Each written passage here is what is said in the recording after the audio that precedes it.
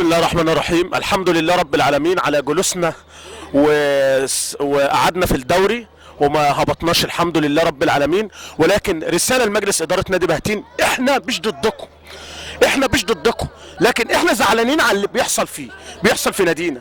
نادي بهتين اكبر من ذلك، اكبر من ذلك. نادي بهتين مش بينافس على الهبوط، نادي بهتين مكانه للدرجة الثانية.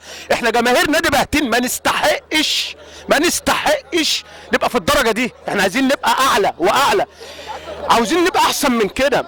احنا يا جماعة ما بنزعلش حد، احنا عاوزين النهارده، احنا عاوزين نبني من النهارده، نشوف السلبيات اللي حصلت ونعالجها ونبني من النهارده.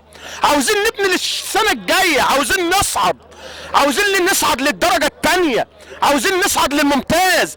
جمهوريه شبين فين واحنا فين؟ الف مبروك لنادينا والف مبروك لمجهود اللعيبه ديت، تمام؟ ودول فعلا رجاله والحمد لله رب العالمين. وشكرا لمجلس الاداره برضو. انا بقول لكم انا مش ضد مجلس الاداره، انا بدعم مجلس الاداره وبدعم لعيبه نادي بهتين وبدعم جهاز ابناء نادي بهتين. هو ده نادي بهتين وجمهور نادي بهتين. الف مبروك لنادينا والف مبروك لكل الجهاز الفني، وشكرا شكرا شكرا شكرا.